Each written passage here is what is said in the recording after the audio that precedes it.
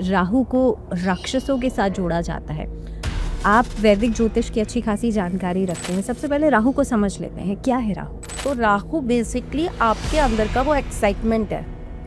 आपको जिस चीज के लिए मना करा जाएगा आप वो काम ज्यादा करोगे। एक बच्चा यही करता है, हम अगर उसे कहेंगे नहीं बेटा ये पिन मत छूना, तो वो उस पिन को जरूर छुएगा, क्योंकि उसको ये जानना है कि होगा क्या पिन को छू के जो मुझे मना करा जा रहा है। तो राहु सेम वही काम करता है आपके जीवन में। राहु जिस भाव में बैठ जाएगा वो वहाँ की उग्रपात को, खुरापात को, उस जगह की चंचलता को बढ़ा देगा, यानी कि डिस्ट्रैक्ट कर देगा आपको। बहुत ज़्यादा डिस्ट्रैक्ट करता है।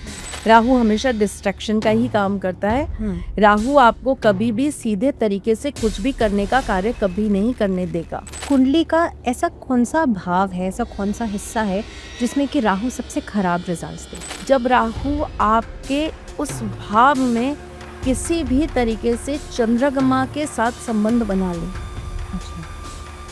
फिफ्थ हाउस आपका अफेयर्स का होता है।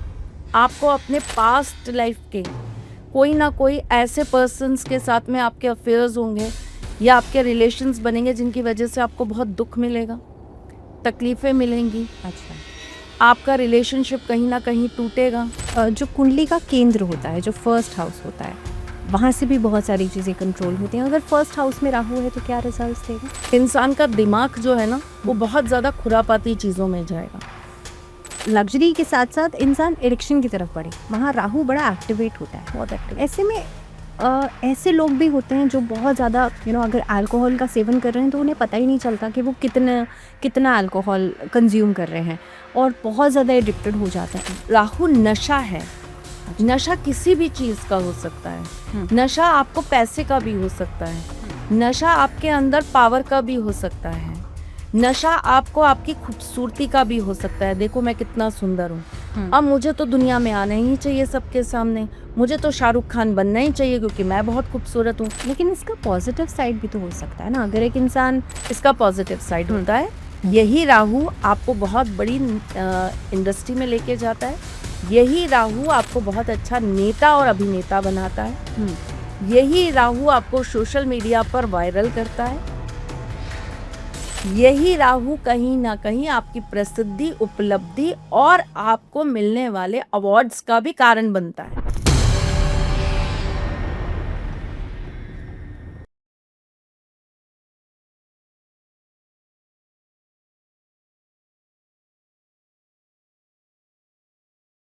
Very warm welcome to Times Mantra. मैं हूँ आपके साथ भावना शर्मा। बात होगी आज राहु से जुड़े हुए रहस्यों के बारे में। हमारे साथ हैं त्रिशला चतुर्वेदी जी, जो कि ज्योतिषाचार्य हैं। त्रिशला जी, स्वागत है आपका। Thank you.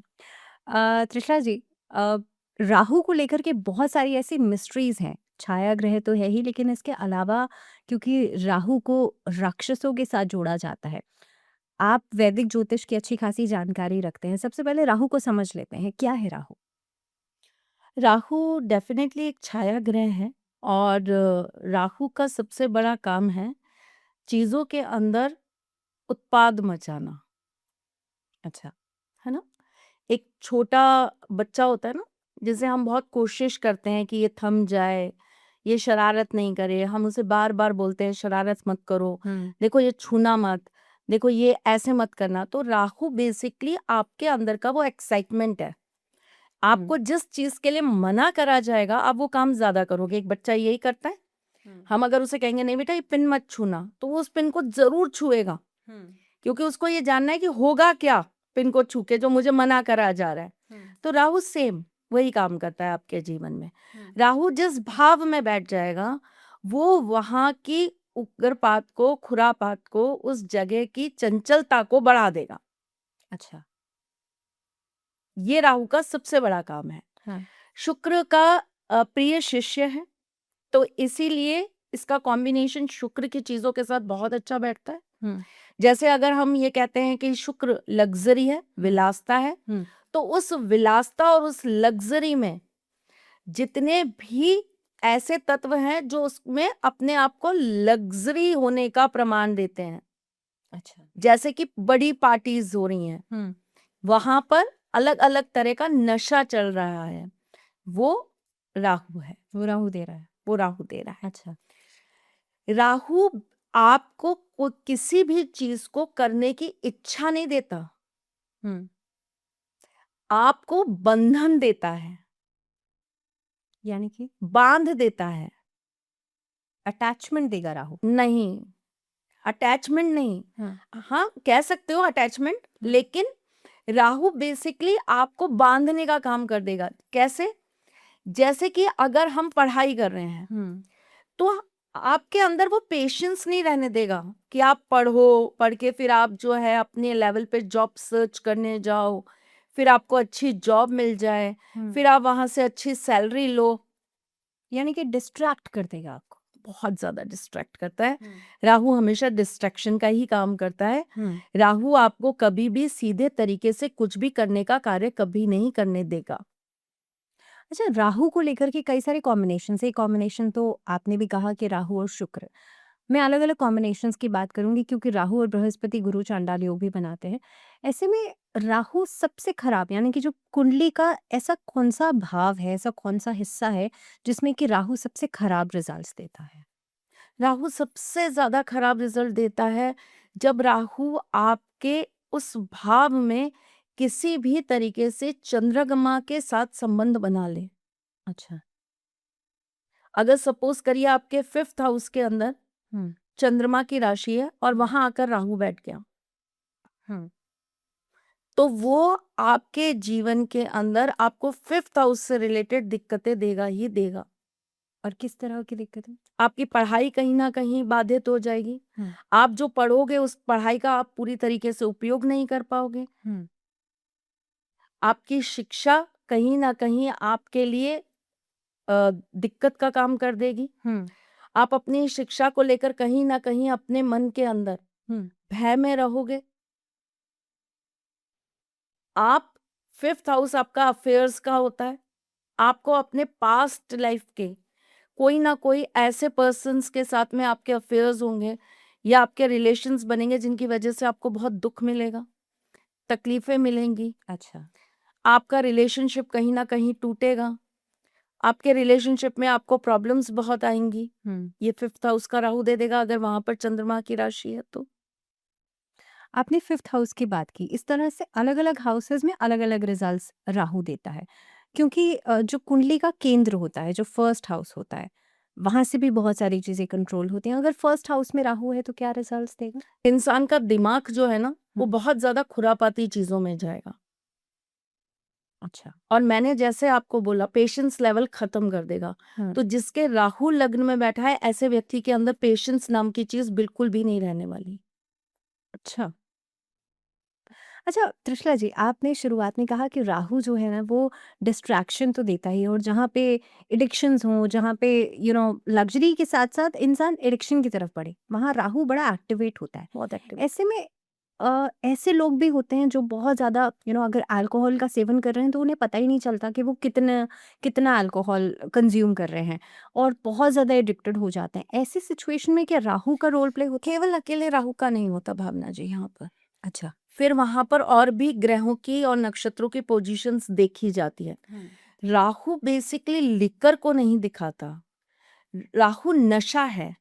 अच्छा। नशा किसी भी चीज का हो सकता है। हम्म। नशा आपको पैसे का भी हो सकता है। हम्म। नशा आपके अंदर पावर का भी हो सकता है। नशा आपको आपकी खूबसूरती का भी हो सकता है। देखो मैं कितना सुंदर हूँ, हम्म। अब मुझे तो दुनिया में आना ही चाहिए सबके सामने। मुझे तो शाहरुख खान बनना ही चाहिए क्योंकि मैं बहुत खूबसूरत हूँ। हम्म। आपने लग्न के राहु की बात करी, हम्म। यही खुराफाते तो देता है वो लग्न में बैठ के। अच्छा। इंसान अपने आप को जो है ना सेल्फ डिक्लेयर्ड हाँ। ये मान लेता है कि मुझसे बड़ा कोई नहीं। ये नशा है। ये नशा है खुद की वाहवाही लेने का नशा, हम्म। खुद को सबसे बड़ा दिखाने का नशा, खुद को सबसे ज्यादा जीनियस दिखाने का नशा। ये नशा है, ये राहु देता है। पावर का नशा, मुझ में इतनी पावर है, मेरा कोई कुछ नहीं बिगाड़ सकता, मैं रावण हूं, मेरा कोई कुछ नहीं बिगाड़ सकता। एक शीश काटोगे 10 शीश है मेरे, कितने काटोगे काटो, मैं नहीं मरूंगा। 10 के 10 भी काटोगे फिर भी जीवित हो जाऊंगा। क्यों? क्योंकि मुझे पता है कि मेरा अमृत कहाँ है। ये राहु है। लेकिन इसका पॉजिटिव साइड भी तो हो सकता है ना, अगर एक इंसान। इसका पॉजिटिव साइड हम्म। होता है। लेकिन उस पॉजिटिव साइड पर जाने के लिए आपको इस राहु को कंट्रोल करने के लिए आपको अपने केतु को एक्टिव करना पड़ता है। यही राहु आपको बहुत बड़ी इंडस्ट्री में लेके जाता है। यही राहु आपको बहुत अच्छा नेता और अभिनेता बनाता है। यही राहु आपको सोशल मीडिया पर वायरल करता है। यही राहु कहीं ना कहीं आपकी प्रसिद्धि, उपलब्धि और आपको मिलने वाले अवार्ड्स का भी कारण बनता है। अच्छा, तो त्रिशला जी, आपने कहा कि सबसे खराब कॉम्बिनेशन राहु के साथ चंद्रमा का होता है। ऐसे में और भी कॉम्बिनेशंस हैं राहु के साथ जो बनते हैं, कंजंक्ट होते हैं, और कौन से कॉम्बिनेशंस सबसे खराब माने जाते हैं जो इंसान की लाइफ में उसे दरिद्रता दे सकते हैं, उसके रिलेशनशिप्स को स्पॉइल कर सकते हैं? कौन कौन से ऐसे कॉम्बिनेशंस हैं जो बहुत वर्स्ट उसकी लाइफ में उसको बना सकते देखिए भावना जी, मैंने आपको इसलिए बोला चंद्रमा के साथ राहु सबसे ज्यादा जो खराब होता है, उसका कारण क्या है? हैं? आप एक बार को अगर कोई इंसान बहुत पैसा कमा लिया और उसके साथ कोई ऐसी दिक्कत हो गई कि उसका सारा पैसा वो अपना गवा बैठा, जी। लेकिन अगर उसकी बुद्धि अच्छी है, उसके कर्म अच्छे हैं, उसमें काम करने की कैपेसिटी है। अगर मैं यही आपको एक बहुत छोटा सा उदाहरण दे दूं विवेक ओबरॉय का। अच्छा। एक टाइम था, इंडस्ट्री में से बिल्कुल खत्म हो गए, कोई उनको फिल्में नहीं दे रहा था, बॉम्बे में उनके पास रहने का कोई कारण नहीं था। उन्होंने एक नए सिरे से अपने अंदर एक चेंज लाया, अपना काम का सेक्टर ही चेंज कर डाला। कहाँ वो काम कर रहे थे एज अ हीरो, ठीक, एक आधी छोटी मोटी फिल्मों में वो आए भी, लेकिन वहां भी वो कोई बहुत लंबे समय तक नहीं टिक पाए। लेकिन उन्होंने अपनी चीजों को टर्न करके वो एक नई इंडस्ट्री के अंदर प्रवेश कर गए। और वहां आज आप देखिए उनके पास क्या नहीं है, नाम भी है, शोहरत भी है, पैसा भी है, और वो मुकाम भी है जो शायद वो हीरो बनकर कभी नहीं पा सकते थे। ठीक, मानते हैं कि पहचान उनको इंडस्ट्री से मिली, लेकिन उस पहचान को वृद्धि, तरक्की किसने दी? एक अलग ही तरह के कार्य ने। तो इंसान के अंदर क्या था? उसके अंदर अपना खुद का दिमाग था, ज्ञान था, उसको कहीं ना कहीं पता था कि ठीक है, मैं यहाँ इंडस्ट्री से गायब हो गया, कोई बात नहीं, लेकिन मैं एक नए तरीके से अपने आप पर काम करूंगा। मुझे मेरा लक्ष्य पता है, मुझे मेरा ध्येय पता है कि मुझे करना क्या है। वो फोकस्ड है, उसको मालूम है कि उसका काम क्या है और उसको किसी भी तरीके से उस काम को पूरा करना है। तो ये तो हुई एक उदाहरण जिसके अंदर हम ये मानते हैं कि राहु जब उनकी कुंडली में आया तो उसने उनको कहीं ना कहीं एक काम से हटाकर दूसरे काम के प्रति सच कर दिया, चेंज लिया है, एक मेजर चेंज लाइफ के अंदर आ गया। लेकिन वही चंद्रमा के साथ अगर राहु आ जाए या चंद्रमा राहु का कॉम्बिनेशन हो तो इंसान कैसा हो जाता है? डिप्रेशन में चला जाता है। उसकी सारी जितनी एनर्जीज हैं, वो सारी एनर्जीज जो है वो उसकी सोख ली जाती हैं। ऐसा व्यक्ति कुछ काम में मन ही नहीं लगाता, वो निराशा में आ जाता है, उसे ये लगता है अब कुछ बचा ही नहीं, अब कुछ होगा ही नहीं। वो इतनी नेगेटिव और डिप्रेसिव बातें करने लगता है कि आपको उस चीज में से उसे निकालना बड़ा मुश्किल हो जाता है। और ऐसे लोग फिर बिल्कुल पूरी तरीके से गायब हो जाते हैं, खत्म हो जाते हैं। और ये कॉम्बिनेशन किसी भी हाउस में हो, सेम रिजल्ट नहीं, ऐसा नहीं है कि किसी भी हाउस में हो तो सेम कॉम्बिनेशन जो है आपको सेम रिजल्ट्स देगा। हो सकता है उसके ऊपर किसी शुभ ग्रह की दृष्टि आ रही हो सकता है उसके सामने बिल्कुल सातवें घर के अंदर कोई शुभ ग्रह बैठा हो। तो ये बहुत अलग अलग चीजें हो जाती है, फिर कुंडली फिर इस तरीके से तो बहुत विस्तारित हो जाती है। लेकिन चूंकि हम बहुत सूक्ष्म चीज की बात कर रहे हैं तो यहाँ पर 99%, 1% हम छोड़ देते हैं, 99% चंद्रमा के साथ राहु सबसे ज्यादा नेगेटिव इम्पैक्ट देता है। देखिए, चंद्रमा राहु भी ग्रहण दोष बनाते हैं और वहीं आप देखें तो सूर्य राहु भी ग्रहण योग बनाते हैं। लेकिन सूर्य राहु इंसान के जीवन से उसके कमिटमेंट को छीन लेते हैं, मतलब वो जिससे प्यार करता है वो व्यक्ति उसकी लाइफ से कहीं ना कहीं दूर हो जाता है। सूर्य राहु आपको हमेशा स्ट्रगल ही देते हैं, आप कुछ भी काम करिए आप पूरी तरीके से कभी सक्सेस नहीं हो पाएंगे। अच्छा, आपको हमेशा स्ट्रगल फेस ही करना पड़ेगा। 4 दिन बहुत अच्छे चलेगा तो 5वें दिन आपको वापस से स्ट्रगल करना पड़ेगा। तो सूर्य राहु का कॉम्बिनेशन भी ग्रहण योग दे रहा है, लेकिन वहां पर वो आपके दिमाग को, वो वहां पर आपके अंदर की आपकी चीजों को कहीं ना कहीं गति देता रहता है। तो आपके साथ क्या होता है कि आप ये सोचते हैं चलो कोई बात नहीं, आज 2 दिन खराब हो गया, कोई नहीं, तीसरे दिन कुछ अच्छा कर लेंगे। हम्म चलो ठीक है, घर से नहीं कुछ मिल पा रहा, इमोशनली हम नहीं अपनी लाइफ में कुछ अचीव कर पा रहे, कोई दिक्कत नहीं है, हम प्रोफेशनली करेंगे। तो व्यक्ति अपने आप को कहीं ना कहीं किसी और चीज के लिए प्रिपेयर कर लेता है और वहां वो अच्छा कार्य करने लगता है।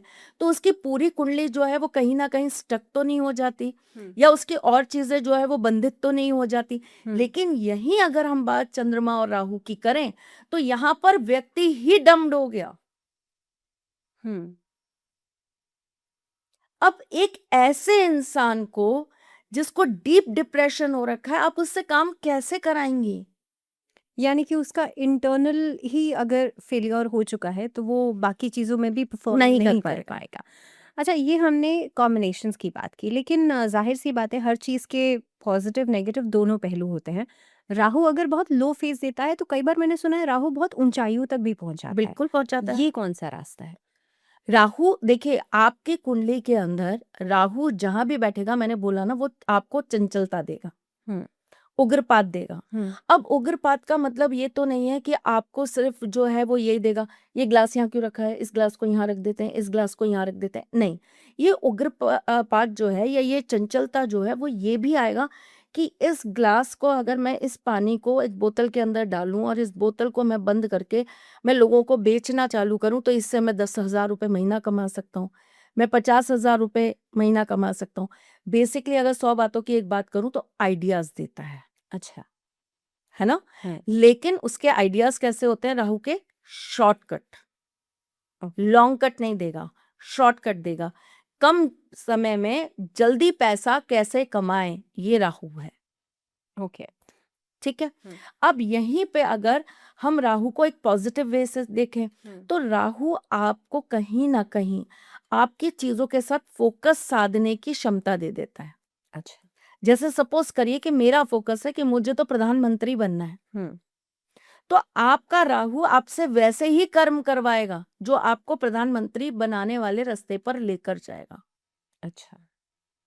मुझे तो मुख्यमंत्री का ही पद लेना है, तो वो काम वैसे ही करवाएगा। फिर वो काम वहां पर एक सबसे बड़ी दिक्कत ये है कि इंसान यहाँ ये डिसाइड नहीं करेगा कि सिर्फ अच्छे ही काम करूं, हम्म सात्विक ही काम करूं। भगवान आएंगे, एक दिन ऐसा आएगा कि मुझे जो है लाकर यहाँ से यहाँ बैठा दिया जाएगा, जनता मुझे प्रेम करेगी। नहीं नहीं, ये सब बातें नहीं करेगा। फिर वो कहेगा जनता मुझसे प्रेम करे ना करे, मैं जनता से प्रेम करवा लूंगा। अच्छा। ये राहु है। अच्छा, राहु और केतु दोनों ही राक्षस की कैटेगरी में हम उन्हें गिनते हैं। ऐसे में एक राक्षस का नाम मैं ले रही हूँ, अपस्मार। एक राक्षस था जिसे ऐसे दिखाया जाता है कि वो भगवान शिव के पैरों के नीचे दबा हुआ था। लेकिन भगवान शिव भी कहीं ना कहीं पे उसकी अ, मुझे नहीं पता कि ये शब्द सही है कि नहीं, कि उसकी शक्ति के आगे या उसके वेग के आगे एक कदम पीछे हट जाते हैं। नहीं, ऐसा नहीं है, ऐसा नहीं है। हाँ। देखिए, वो राक्षस प्रतीक है अज्ञानता का, अच्छा। है ना। हम्म वो राक्षस प्रतीक है असत्य का। हम्म ठीक है। और नटराज भगवान शिव का वो एक फॉर्म है, हम्म वो एक उनके मैं बोलूं तो आपको, एक वो उनका रूप है जिसके अंदर वो नृत्य करते हुए अनेकों तरह के रंगों में रंगे हैं। अच्छा। अगर आप कला को देखेंगे या किसी कलाकार से जब आप बात करेंगे तो वो आपको बताएगा कि बहुत तरह के रस होते हैं, और नृत्य के अंदर ये सारे रस जो हैं, ये सारे के सारे सम्मिलित होते हैं। हर कला में रस सम्मिलित होते हैं, पर नृत्य जब जो व्यक्ति सीखता है या जो करता है, उसे वो सारे रसों से गुजरना होता है।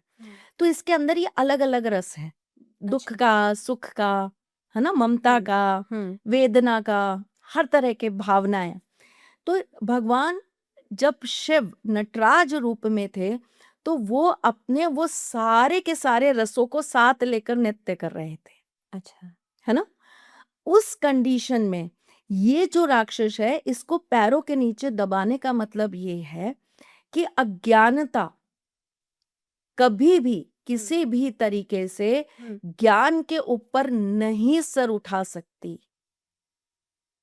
अधर्म कभी भी धर्म के ऊपर नहीं चढ़ सकता। और यहाँ इसे न मारने का जो कारण है, या ये जो नहीं मरा, या भगवान शिव ने इसको जो अपने पैरों में रख रखा है, ये एक तरीके से हमें ये शिक्षा देता है, ये हमें ये बतलाता है कि हर एक व्यक्ति को, हर एक अज्ञानी को एक चांस देना चाहिए अच्छा। शिक्षा देने का या उसे समझाने का। ये डिसाइड करके कि वो अज्ञान है या उसके पास ज्ञान नहीं है, उसे मार नहीं देना चाहिए। किसी भी मूर्ख की मूर्खता पर उसका त्याग करा जाता है, उसकी बलि नहीं दी जाती। ये इस चीज का सबसे बड़ा कारण है। ठीक है। राहु और केतु को छाया ग्रह हम कहते हैं, क्यों कहते हैं ऐसे? क्योंकि देखिए ये इनका अपना कोई अस्तित्व नहीं है, हम्म। है ना। और राहु और केतु की स्टोरी शायद आपको पता होगी, है ना, अमृतपान किया था अमृतपान छुप के। वाली। तो वहां पर जब पता चला कि ये देवता नहीं है, राक्षस हैं, और जब उनका गला काटा गया तो जो धड़ से ऊपर का भाग था वो राहु, और जो धड़ थी वो केतु बनी। तो जब इन्होंने अमृत ले लिया और भगवान ने जब इनको ये आशीर्वाद दिया कि अब तुम 9 ग्रहों में जो है साथ में मंडल में घूमोगे, तो इनका स्थान नहीं था कहीं पर। तो इन्हें ये वरदान मिला कि अब तुम जिसके भी सानिध्य में आओगे, अच्छा। तुम उसकी छाया बन जाओगे। तो यानी कि जब हम कंजंक्शंस की बात कर रहे थे, कॉम्बिनेशंस की बात कर रहे थे, राहु के साथ मान लीजिए जुपिटर आ गया या राहु के साथ मंगल आ गया, तो वो दूसरे प्लैनेट की तरह मिमिक करता है, एक्ट करता है। एक्ट करता है और वो दूसरे प्लैनेट के ऊपर अपनी काली छाया डालता है। अब जैसे यहीं आप ले लीजिए, गुरु और राहु साथ आ गए, गुरु राहु चांडाल दोष बना दिया, ठीक। अब ऐसे व्यक्ति का माइंड कैसा हो जाएगा? ऐसा व्यक्ति धर्म को लेकर प्रश्न चिन्ह उठाएगा, अच्छा। धार्मिक लोगों को लेकर प्रश्न चिन्ह उठाएगा। ऐसा व्यक्ति किसी भी चीज पर बिलीव नहीं करेगा, ना आपको करने देगा, बल्कि उन चीजों को लेकर तर्क वितर्क कुतर्क हर तरह के तर्क कर लेगा आपके साथ, इस बात को मनवाने के लिए कि मेरी जो सोच है, मेरा जो ज्ञान है, गुरु ज्ञान का प्रतीक है ना, मेरा जो ज्ञान है वो आपके ज्ञान से बहुत ऊंचा है, बहुत बड़ा है। तो ऐसे व्यक्ति के अंदर मैं बहुत है। अगेन मैंने बताया नशा। तो गुरु के साथ जैसे ही राहु आया, वहां नशा किस चीज का हो गया? धर्म को मुझसे ज्यादा कोई नहीं जानता। ये अगरबत्ती लगाना कोई धर्म थोड़े ना है, ये मंदिरों में जाके जो दिए लगा रहे हो ये कोई धर्म थोड़े ना है। ये क्या बात हुई कि बाके बिहारी जी के मंदिर में जाके 500 रुपए दिए तो तुम्हारे वीआईपी दर्शन होंगे, और नहीं दिए तो तुम पीछे से खड़े होके दर्शन करोगे। अच्छा, आपने ये लेकिन ये ऑब्जेक्शन वो कभी भी जाकर, अब यहीं पे राहु का मजा देखिए आप, वहां बाके बिहारी जी पर जाकर तो इन्होंने इस बात का ऑब्जेक्शन उठा लिया कि 500 रुपए दोगे तो वीआईपी दर्शन होंगे, 500 रुपए नहीं दोगे तो वीआईपी दर्शन नहीं होंगे। ये तो आपने वहां जाकर धर्म के नाम पर उंगली उठा दी अपनी। बहुत बढ़िया। ये ऑब्जेक्शन कभी आपने जाके किसी एयरलाइन के ऊपर क्यों नहीं उठाया कि वो 24,000 रुपए पे करेगा तो आप उसको बिजनेस क्लास में बैठाओगे, और मैं 8,000 रुपए पे करूंगा तो आप मुझे पीछे बैठाओगे, मैं 300 रुपए दूंगा तो आप मुझे विंडो सीट दोगे, और मैं 150 रुपए दूंगा तो आप मुझे बीच की सीट दोगे, और मैं अगर पैसे ही नहीं दूंगा तो फ्री में आप मुझे कोई भी कहीं भी पीछे आगे कहीं भी कोई भी सीट दे दोगे। सही जगह पर मुद्दे नहीं उठते, ये राहु जहां करवाता है। ये राहु करवाता है। जहां नहीं उठाने की जरूरत वहां जरूर उठवाता है। इसलिए राजनीति में राहु बहुत चलता है। अच्छा, हम कॉम्बिनेशंस की बात कर रहे हैं, आपने गुरु चांडाल योग की बात की, और अब गुरु चांडाल योग की बात अब जब आ ही गई है, राहु और मंगल का भी एक अंगारक दोष भी होता है। कई सारे दोष हैं ऐसे, जिनके बारे में जब भी किसी एस्ट्रोलॉजर के पास जाते हैं तो वो बताते हैं, लेकिन कई लोग ऐसे भी हैं, आप वाकिफ होंगी शायद उनसे, जो इनको सिरे से नकार देते हैं कि भाई इस तरह के योग होते ही नहीं हैं, ज्योतिष इन कंजंक्शंस के नाम पे पागल बनाते हैं लोगों का। ये कितना ठीक है? अपना अपना ज्ञान है बेटा। आपने अगर किसी भी चीज आप कहाँ तक पढ़ी है? मैं पोस्ट ग्रेजुएट हूँ। पोस्ट ग्रेजुएट हैं, वेरी गुड। आपने 10th तक सारे सब्जेक्ट्स पढ़े होंगे, ठीक। 11th में आपने पर्टिकुलर एक विभाग लिया होगा, क्या? साइंस। साइंस लिया।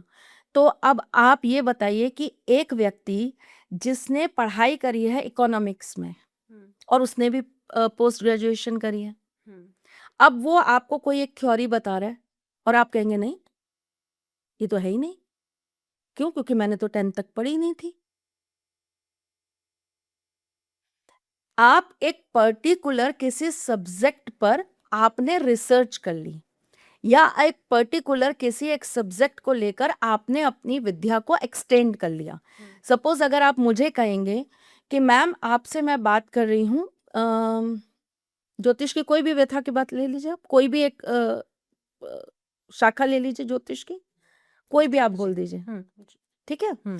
आप मुझसे ये कहेंगे कि मैम मैं बात करती हूँ न्यूमरोलॉजी की, तो आप न्यूमरोलॉजी पर कितना ट्रस्ट करती हैं, सपोज करिए।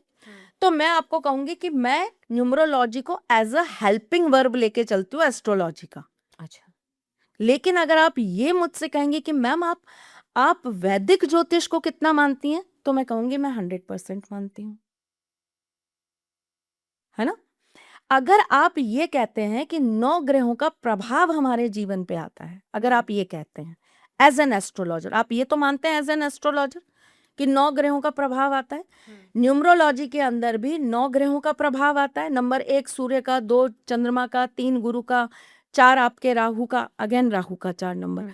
अब मैं 4 नंबर वाला अगर कोई व्यक्ति है और उसके साथ में मैं कॉम्बिनेशन जोड़ देती हूँ 4 और 8 का, यानी कि शनि और राहु का, हमारे हिसाब से एस्ट्रोलॉजी ये कहती है ये पिशाच योग है। अच्छा, ठीक।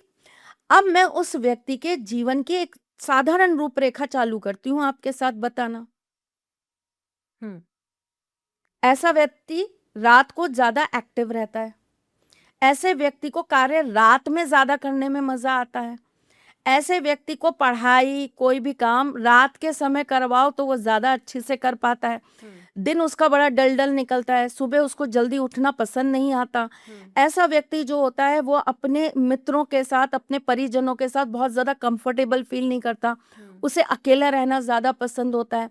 ऐसे व्यक्ति को अपने जीवन के अंदर किसी की राय नहीं चाहिए, किसी की एडवाइस नहीं चाहिए। ऐसा व्यक्ति कहीं ना कहीं नेगेटिव चीजों से प्रभावित बहुत जल्दी हो जाता है।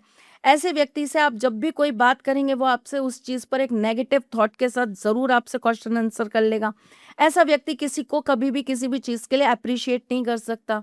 ऐसा व्यक्ति कभी भी किसी के साथ बहुत सुख से, बहुत कंफर्ट लेवल से एक जर्नी नहीं कर सकता। वो जरूर कहीं ना कहीं उस व्यक्ति को टोकेगा, झगड़ा करेगा, या उसके अंदर एक इरिटेशन आएगी, या वो उस चीज को लेकर अनकंफर्टेबल फील होगा। इन जनरल प्रेडिक्शन दिए मैंने, आप कमेंट्स में पूछेगा अगर उनके आसपास कोई ऐसे लोग हो तो कितनी चीजें मैच करें। इन जनरल प्रेडिक्शन है। आपने एक 9 ग्रहों को लेकर सिर्फ एक न्यूमरोलॉजी के आधार पर एक प्रेडिक्शन दे दी, ठीक है। ऐसे ही मैं आपको 100 प्रेडिक्शंस और दे देती हूँ हर नंबर को लेके। यहाँ प्रॉब्लम पता है क्या आती है, ये एक बहुत छोटा सा, एक बहुत मामूली सा ज्ञान है जो मैंने न्यूमरोलॉजी के बेस पर आपको दे दिया। अब जब मैं इसको और ज्यादा पढ़ूंगी, अब जब मैं इसको और ज्यादा विस्तार में पढ़ने जाऊंगी, तो 4 नंबर वाले ही तो केवल 4 नंबर के नहीं होते, 13 नंबर वाला भी नंबर 4 होता है। वहां पे मेरी ये प्रिडिक्शन चेंज हो जानी चाहिए। क्यों? क्योंकि वहां नंबर 1 भी आ गया, नंबर 3 भी आ गया, उन दोनों को मिलाकर 4 आ गया और 4 के साथ 8 का कॉम्बिनेशन आ गया। तो अब क्या हो गया, अब नंबर 1 का भी इफेक्ट है, नंबर 3 का भी इफेक्ट है, 4 का भी है और 8 का भी है। विस्तार हो गई चीजें। तो जो व्यक्ति ये कहते हैं कि ये सब कुछ नहीं होता, उनका ज्ञान वो सिंगल 4 डिजिट वाला है। उन्होंने उतनी न्यूमरोलॉजी पढ़ी है 1 से लेकर 9 तक की, जबकि डेट ऑफ बर्थ 1 से लेकर 31 तक होती है, राइट। अब हम ज्योतिष की बात करें, चंडाल दोष नहीं होता, है ना, आपके हिसाब से अंगकारक दोष नहीं होता, ग्रहण नहीं होता, आपके हिसाब से पिशाच योग नहीं होता, आपके हिसाब से पितृ दोष नहीं होता, कालसर्प दोष भी नहीं आपके हिसाब से काल सर्प दोष भी नहीं होता, ठीक है। पितृ दोष नहीं होता तो भागीरथी जी क्यों लाए गंगा को, क्यों आई गंगा? धरती पर अवतरित होकर भगवान विष्णु के चरणों से निकलकर भगवान शिव की जटाओं से होती हुई क्यों पृथ्वी पर वेग से आई वो? क्यों आपके दादा परदादा चाचा चाची काका नानी उनके पूर्वज उनके परिवार वाले उनके घर वाले क्यों मृत्यु के बाद ले जाकर एक कलश की राख को उसी गंगा जी में प्रवाहित करते आ रहे हैं? क्यों? क्यों एक इंटरनेशनल लेवल का हॉलीवुड का डायरेक्टर उसके बेटे की डेथ के बाद इतना बेचैन हो जाता है कि वो अपने बेटे को कॉफिन में से निकाल कर उसको जलवाता है, उसकी राख को लेता है, हरिद्वार आता है, पूजा कराता है और गंगा जी में विसर्जन करवाता है? क्यों? त्रिशला जी, पितृदोष अगर किसी की कुंडली में है, बनता है, क्या पूजा करवा के उस पितृदोष को खत्म किया जा सकता है? यानी कि उसके जो भी बैड इम्पैक्ट्स जो आप कह रही हैं, वो अगर आ रहे हैं, किसी के जीवन पर पड़ रहे हैं, क्या वो नलिफाई हो सकते हैं? देखिए भावना जी, सबसे पहले तो ये चीज देखने वाली है, पितृदोष का जो कॉम्बिनेशन आपकी कुंडली में आपके चार्ट में आ रहा है, तो सबसे पहले तो ये चीज देखने वाली है कि ये जो कॉम्बिनेशन आपको प्रभावित कर रहा है, क्योंकि देखिए आपके घर में 5 भाई हैं, सपोज करिए, तो फिर तो वो पांचों भाइयों को इफेक्ट करना चाहिए, वो अकेला आपको इफेक्ट कर रहा है। तो इसका मतलब केवल पितृदोष तो आपको इफेक्ट नहीं कर रहा, कोई और चीज भी है साथ में जो आपके लिए ज्यादा दिक्कत का कारण हो रही है। अच्छा। या तो पांचों भाइयों के बच्चों की शादी नहीं होनी चाहिए, पांचों के आगे संतान नहीं होनी चाहिए, ऐसा तो नहीं हुआ। 3 भाइयों को चाहे लड़की हुई लेकिन हुई, 2 भाइयों को संतान प्राप्त नहीं हुई, तो 2 के साथ कोई और कॉम्बिनेशन भी आ रहा है। तो सबसे पहली चीज ये है कि केवल अगर हम, जैसे मैंने आपको एक हेल्पिंग टूल की बात करी, वैसे ही मैं आपको एक चीज और बताती हूँ। कॉम्बिनेशंस होते हैं और कॉम्बिनेशंस बहुत सॉलिड तरीके से आपके जीवन के अंदर काम करते हैं। मैं आपको एक बहुत छोटी सी एक घटना बताती हूँ। एक व्यक्ति जो बहुत ही मामूली जीवन जी रहा था, जिसके जीवन के अंदर कोई खास वो नहीं था, अपनी 9 से लेकर 6 बजे तक की नौकरी इजीली कर रहा था, विदेश में रहता था, अपना घर परिवार अपने बाल बच्चों को संभाल रहा था। अचानक से कुछ ऐसा होता है कि उसको फिजिकल प्रॉब्लम्स स्टार्ट होती है। फिजिकल प्रॉब्लम्स चालू होती हैं तो ये आप भी जानती हैं भावना जी, के विदेशों में थोड़ा सा मेडिकल फैसिलिटीज एक्सपेंसिव है। तो वो वहां से जो है इंडिया आ जाता है और अपने माँ बाप के घर में रहकर वो अपना इलाज कराने लगता है। अच्छा। वहीं उसके गली मोहल्ले का एक पंडित उसे मिल जाता है और वो उसको ये कहता है, भाई तू ये जो करवा रहा है बहुत अच्छी बात है, तू लाखों रुपया लगा रहा है डॉक्टर के पास जाके, बहुत अच्छी बात है, लेकिन मेरे कहने पे तू एक 50,000 रुपए का खर्चा और कर ले। वो कहता है क्या करना है? बोले भाई साहब कुछ नहीं करना, आपको सिर्फ एक पितृदोष का छोटा सा पूजन करा लेना है अच्छा। अपना। कहता है ठीक है, आप कह रहे हो तो मैं करा लेता हूँ। बिलीव था, क्योंकि बचपन से अपब्रिंगिंग वैसी रही है, ट्रस्ट था। बंदा जाता है, अपना एक जो है पितृदोष का पूजन करा लेता है। पूजन करा कर आता है, अपने घर लौट के आता है। 3 दिन बाद उसको डॉक्टर से मिलने जाना था। 3 दिन बाद जब वो मिलने जाता है तो डॉक्टर रिपोर्ट्स देखता है और कहता है आप तो ठीक हो, आप क्यों आए हो मुझे दिखाने? अच्छा। कहता है नहीं डॉक्टर साहब, ये मेरी पुरानी वो है। तो बोले कि हो सकता है आपको जो है यहाँ का हवा पानी ज्यादा सूट कर रहा हो, वहां का नहीं कर रहा हो, तो आप वहां से काम वाम सब अपना छोड़कर, जब आपको यहाँ सूट कर रहा है इंडिया में, तो आप यहीं आ जाओ, आपके लिए यही जगह ठीक है, आपकी यहाँ बीमारी ठीक हो गई। उसको भी लगता है ठीक है, बच्चों को हॉस्टल में रख देंगे, पत्नी को बुला लेते हैं, नौकरी तो करे थे, नौकरी यहाँ कर लेंगे। 2 महीने 3 महीने नौकरी ढूंढता है, उसे नौकरी नहीं मिलती भावना जी। 3 महीने बाद उसका एक मित्र मिलता है और मित्र कहता है चल अपन दोनों मिलकर एक छोटा सा काम स्टार्ट कर लेते हैं। वो काम स्टार्ट करते हैं। 6 महीने बाद उस व्यक्ति को वहां जो वो कमा रहा था उससे 4 गुना की यहाँ पे आमदनी होना स्टार्ट हो जाती है। अच्छा। वहां जिस तरह की लाइफस्टाइल जी रहा था, वहां से बेहतर लाइफस्टाइल उसकी यहाँ हो जाती है। लोग मानने लग जाते हैं, नाम पैसा समृद्धि सब हो जाता है। अब अपने बच्चों को भी अच्छे से पढ़ाता है, सारी चीजें करता है, सब कुछ करता है। अब क्या होता है कि उस व्यक्ति का अंतिम क्षण आने लगता है, अब उसका जाने का समय आता है। तो वो अपनी औलादों को बुलाकर एक बात कहता है कि मैंने अपने बैंक अकाउंट में एक पैसा रखा है और मैंने ये अपने विल में भी लिखवा दिया है, ये पैसा मेरे जाने के बाद केवल मेरी पूजा और मेरी शांति के लिए लगाना, क्योंकि मैं पितृ बनकर तुम्हें वो दुख नहीं देना चाहता जो मेरे पितृ मुझे दुख दे रहे थे विदेश में बैठकर।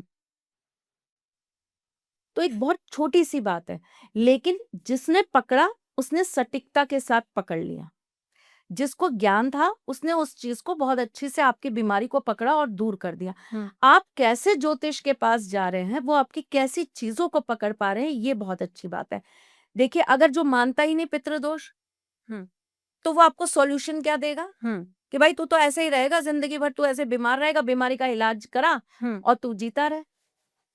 मौत तो तेरी लिखी है, आज नहीं आएगी तो 10 साल बाद आएगी। हम्म, तो ये ज्योतिष नहीं कहता। ज्योतिष ये नकारात्मक विचार नहीं है, एक सकारात्मक विचार है। ज्योतिष निराशा नहीं है, आशा है। हम्म, ज्योतिष कभी भी आपको मरने या खत्म होने की चेतावनी नहीं देगा। ज्योतिष आपको नए जीवन की एक नई तरंग और एक नया जीवन उत्पन्न करने की क्षमता देगा।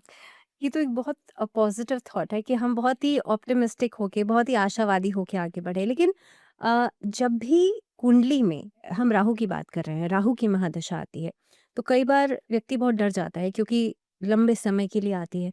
राहु की महादशा आई, राहु कुंडली में बहुत अच्छे भाव में नहीं है, या मान लीजिए आपने कहा चंद्र राहु का कॉम्बिनेशन है किसी भी भाव में, तो ऐसे में क्या वो पूरी तरह से उसकी लाइफ खराब हो जाएगी, या नहीं, उतने समय के लिए वो स्ट्रगल नहीं, ही स्ट्रगल करेगा? नहीं, नहीं।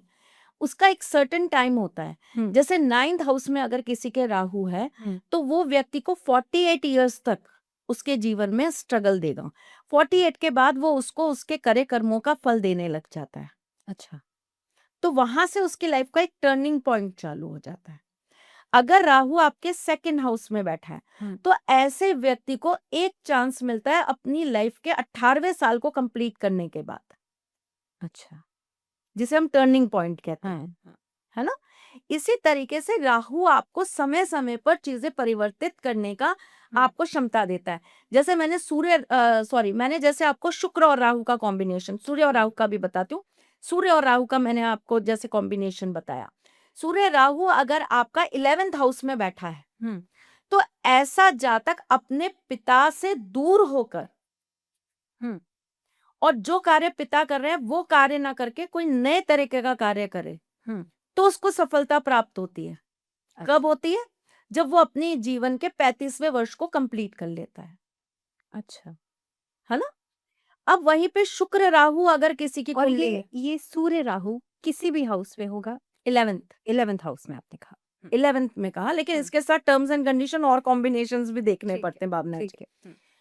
अब यहीं पे अगर मैं 7th हाउस के शुक्र और राहु की बात करूं, हाँ, 7th हाउस का शुक्र राहु व्यक्ति को उसके जीवन की तरक्की वृद्धि तब देता है जब उसको उसके जीवन का जीवन साथी मिल जाता है, अच्छा, उसको सच्चा प्यार मिल जाता है, कोई उसको अटूट प्रेम करने वाला मिल जाता है, हम्म, तो वहीं पर उसको जो है लाइफ की उसकी किस्मत का ताला खुल जाता है, उसकी सक्सेस लाइफ की चालू हो जाती है, हम्म, प्रोग्रेस लाइफ की चालू हो जाती है।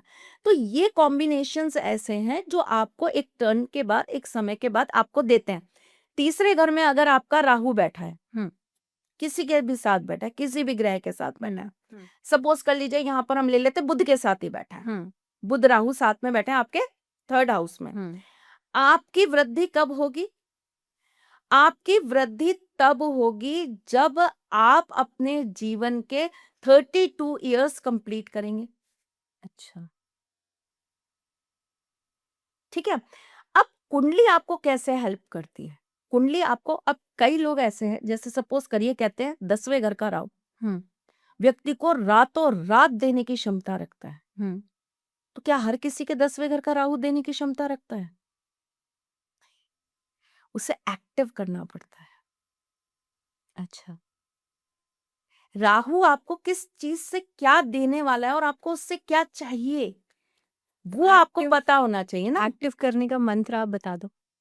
नहीं, एक्टिव करने का तो देखो बेटा, ऐसा है कि राहु एक ऐसा ग्रह है जिसे अगर आपने गलत डायरेक्शन में जाकर उसको एक्टिव कर लिया तो वो आपके लिए दिक्कत करेगा। जैसे मैं आपको एक बहुत छोटी सी बात बताती हूँ। हम्म, मेरे एक जानकार व्यक्ति हैं, हम्म, अच्छे खासे एस्ट्रोलॉजर भी हैं, उनके एस्ट्रोलॉजी में नॉलेज बहुत अच्छी है। हम्म, वो राहु की एक सबसे अच्छी रेमेडी बताते हैं सबको। हम्म, वो ये कहते हैं अगर आपका राहु खराब है तो आप हर रविवार को जाइए भैरव बाबा के मंदिर में और वहां जाकर शराब चढ़ा कर आइए। हम्म, अच्छी बात है, होती है, हम्म, करवाया आपने, बहुत सही बात है।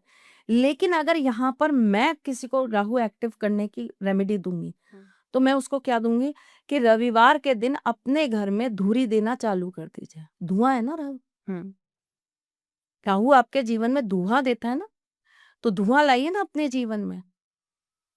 आप रविवार के रविवार अपने हम्म घर के अंदर धूरी देना चालू कर दीजिए। हम्म अलग अलग चीजों के साथ धूरी दे दीजिए। हम्म आप उसके ऊपर कपूर रखिए, आप उसके ऊपर पीली सरसों रखिए, आप उसके ऊपर तेज पत्ता रखिए, लौंग रखिए।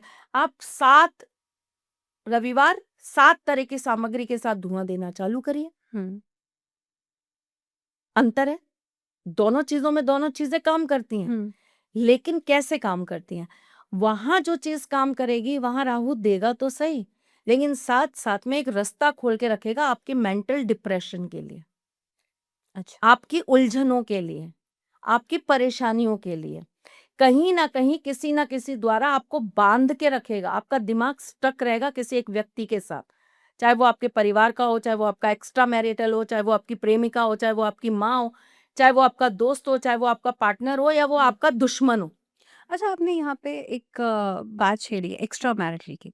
आज के टाइम में ऐसा मैंने सुना है, 8th हाउस में अगर राहु हो तो क्या वो एक्स्ट्रा मैरिटल देता है? जरूरी नहीं है, जरूरी नहीं है भावना जी। हम्म अगर 8th हाउस में, पहली बात तो यह है, राहु केवल अकेला आपके जीवन में वैराग देता है, साथी नहीं देता। हम्म राहु का कॉम्बिनेशन शुक्र के साथ हम्म तब आता है एक्स्ट्रा मैरिटल। अच्छा वो तो 7th में भी देगा। हम्म 7th में शुक्र राहु बैठा है अगर, हम्म और अगर वो शुक्र की ही राशि है, हम्म दुनिया की कोई ताकत नहीं रोक सकती ऐसे व्यक्ति का एक्स्ट्रा मैरिटल होने से, अच्छा अट्रैक्शन होने से। हम्म 8th में भी दे देगा, शुक्र राहु साथ होगा तो मल्टीपल फिजिकल रिलेशंस दे देगा। हम्म 6th में भी दे देगा। अकेला राहु इंसान को, देखिए राहु को पहले आप समझिए, राहु कैसा है? धुआं। धुएं को आप पकड़ सकते हो क्या? इल्यूजन दिखता है। 2 तरह के साधु होते हैं। हम्म एक साधु वो होते हैं जो अपने आप को, अपने जीवन को हम्म पूरी तरीके से नियम और पाबंदियों में बांधते हैं हम्म और अपने जीवन को धर्म के नाम पर निछावर करते हैं। हम्म जैसे कि हमारे शंकराचार्य जी, जी उनके जीवन के अंदर उन्होंने कोई गलत चीज नहीं करी। वो कभी किसी पे कोई गलत टिप्पणी नहीं करते, वो कभी किसी को कुछ गलत नहीं कहते, वो अपने जीवन को सात्विक तरीके से जीते। ये एक तरह के साधु हैं हम्म जिन्होंने अपने जीवन का एक लक्ष्य बना रखा है कि जो भी पुरानी किताबें हैं, जो वेद हैं, जो पुराण हैं, जो निषेध उपनिषेध हैं, मैं उन सब को पढ़ूंगा और उसमें से जो भी इंसान के भविष्य के लिए अच्छी चीजें हैं उसमें से चीजें निकालूंगा, एक नया ग्रंथ बनाऊंगा, एक नई किताब लिखूंगा, लोगों को, अपने शिष्यों को समझाऊंगा, उन्हें सनातन समझाऊंगा, उन्हें वेद बढ़ाऊंगा और उनके जीवन का उद्धार करूंगा। कोई गलत चीज में कभी किसी का साथ नहीं दूंगा, धर्म के रास्ते पे चलूंगा, धर्म का अनुयायी रहूंगा। ये तो एक तरह का साधु हो गया, जैसे हमारे शंकराचार्य जी हैं, पुरी वाले। ठीक। अब वहीं पर एक तरह का साधु कैसा है? घर में किचकिच हो रही है, बच्चों की लाइबिलिटी आ गई है, कमाई है नहीं, पढ़ाई हो नहीं रही है बच्चों की, माँ बीवी से लड़ती है, बीवी माँ से लड़ती है, घर के अंदर जो है किचकिच किचकिच बनी रहती है। तो मैं तो ये सब कुछ छोड़कर चला जाऊंगा, जाके हरिद्वार बैठ गया, वहां बैठकर मैं चिल्लम पी रहा हूँ, वहां बैठकर मैंने जो है धुआं में अपनी जिंदगी धुआं कर दी, गेरुआ वस्त्र पहन लिया और मैं अब सन्यासी हो गया। ये वाला जो दूसरा वाला साधु है, ये राहु है, मन का भ्रम। हम्म ये राहु है कि मैंने चोला पहन लिया तो मैं साधु हो गया, मैंने एस्ट्रोलॉजी की 4 किताबें पढ़ ली तो मैं बहुत बड़ा एस्ट्रोलॉजर हो गया। ये भ्रम, ये राहु है।